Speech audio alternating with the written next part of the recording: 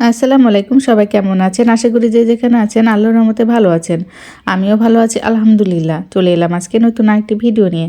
তো আজকে হচ্ছে আমি গোল ২ পাটে গোল জামা কাটিং করে দেখাবো আপনাদের। এটা একটা বড়দের জন্য গোল জামা কাটিং। তো এই গোল জামা কাটিং করতে আমি এখানে 3.৫ গজ কাপড় নিয়েছি। তো প্রথমে হচ্ছে আমি কাপড়টিকে 4 ভাঁজ করে যে এইভাবে ভাঁজটা করে নিয়ে হচ্ছে প্রথমে বডি পার্টটা কাটিং করে নিব। তো বডি পার্টের লম্বা আমি এখানে নেব 15 ইঞ্চি এবং হচ্ছে সেলাই সহকারে আমি এখানে 16 ইঞ্চি নিয়ে নিয়েছি।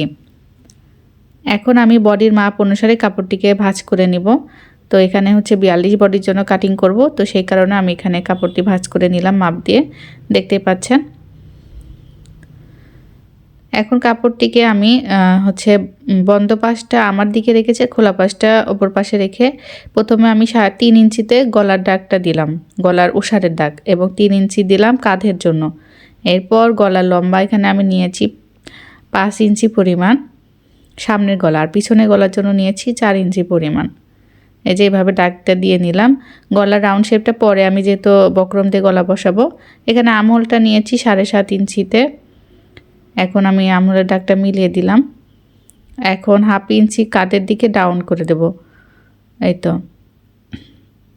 এখন আমি বডির মাপটা নেব। তো 42কে 4 দিয়ে ভাগ করলে এখানে 10.5 ইঞ্চি হয়, আর 1 ইঞ্চি সেলাইয়ের জন্য নিলাম। এরপর কোমরের মাপটা নেব। তো কোমর এখানে হচ্ছে 40 ইঞ্চি, 40-এর 4 ভাগের 1 ভাগ 10 ইঞ্চিতে দাগ দিয়ে নিলাম, আর 1 ইঞ্চি সেলাইয়ের জন্য নিলাম। এখন আমহোলের শেপটা দিয়ে দেবো 1.5 ইঞ্চিতে একটা রাউন্ড শেপ করে, আমি এরকম করে আমহোলের শেপটা দিয়ে দেব। আর গলাটা আমি বক্রম দিয়ে পরে ডিজাইন করে গলাটা অ্যাড করব। তো এখন আমি দাগ অনুযায়ী কেটে নেব। তো এরকম মানে নিয়মে আপনারা সকল বডির গোল জামা কাটিং করতে পারবেন। আর এখানে একটু মানে রাউন্ড শেপ করে একটু ডিপ করে কাটবো, এই কারণে কি মানে কলার কোনাটা বের হয়ে থাকবে না, মানে যে আমার যে সাইডে কোনা সেটা বের হয়ে থাকবে না।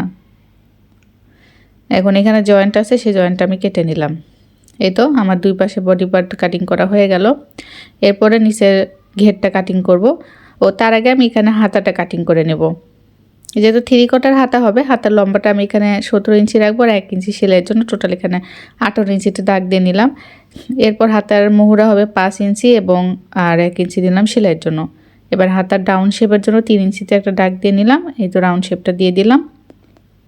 এখন হচ্ছে দাগ আর ওই দাগ মিলিয়ে দেব। এবার হাতাটা কাটিং করে নেব।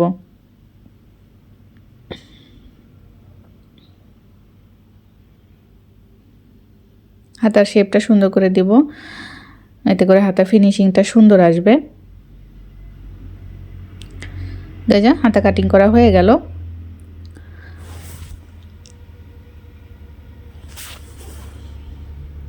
আর হাতার তালপাটটা আমি এখন কেটে নিব না, আপনারা যারা একবারে কেটে নিতে চান তারা এইভাবে কেটে নেবেন, 1/2 ইঞ্চি ডাউন করে। আমি হচ্ছে সেলাইয়ের সময় কেটে নেব হাতার তালপাট।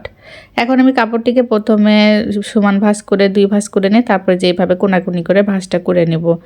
যেহেতু এরভাবে কোনাকুনি করে ভাঁজ করে গোল জামা তৈরি করলে ঘেরটা অনেক বেশি আসে। এখন হচ্ছে আমি এখানে কোমরের মাপটা আগে টোটাল নিব, তার কারণে মানে সেই কারণে আগে উপর পাটটা নিচের পাটের উপর রাখবো, যেভাবে রেখে মাপটা নিব। তো এখানে যেহেতু আমি কোমরের 10 ইঞ্চি নিয়েছি, কিন্তু আমি কিন্তু দাগটা দিব 9 ইঞ্চিতে। দেখেন 9 ইঞ্চিতে দিয়েছি, কারণ কি কাটার পরে কাপড় কিন্তু বড় হয়ে যায়। 9 ইঞ্চিতে দাগ দেওয়ার পর এই যে কোনার মাথা ধরে আমি এখন দাগটাকে এভাবে রাউন্ড করে মিলিয়ে দেব। মনোযোগ সহকারে ভিডিওটা দেখলে আপনারা সব বুঝতে পারবেন। আসলে কিছু কথা বুঝে মানে বলে বোঝানো যায় না, দেখে বুঝে নিতে হয়।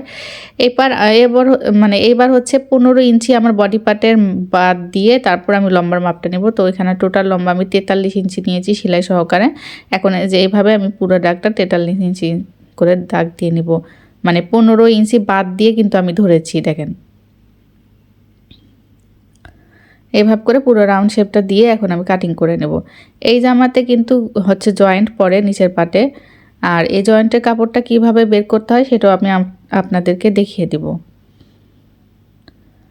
তো এই তো কাটিং করা হয়ে গেল। এই যে এখানটায় দেখছেন জয়েন্ট পড়বে, এই জয়েন্টের কাপড়টা আমরা এই কাপড় থেকে বের করে নেব। এই যে কাপড়টাকে আমি এভাবে কাপড় বিছিয়ে দিলাম। এটা এখন এই কাপড়টা নিচে বিছিয়ে দিব এইভাবে। দেওয়ার পরে এই দেখেন এখন এভাবে বিছিয়ে দেওয়ার পর একটু 1 ইঞ্চি গ্যাপ রেখে আমি মানে 1 ইঞ্চি বাড়তি রেখে আমি কাপড়টা এইভাবে কেটে নিলাম। ওটা সেলাইয়ের জন্য রেখে দিলাম 1 ইঞ্চি বাড়তি নিয়ে। এই যে এখন জয়েন্টটা কেটে দেবো, দিয়ে 2 পাশের পাটের সঙ্গে এই জয়েন্টটা আমি সেলাই করে আটকে নেব। এই যে দেখেন। তো এরকম সুন্দর একটি গোল জামা আপনারা চাইলে কাটিং করতে পারবেন। তো এই গোল জামার মজুরিটা কিন্তু আমি হচ্ছে 100 টাকা মজুরি নিই, আপনারা চাইলে 100 টাকা মজুরি নিতে পারেন। তো এই যে দেখেন জামাটা পুরোটা আমি এভাবে আপনাদেরকে দেখালাম, আসলে সেলাইয়ের পর এরকম হবে।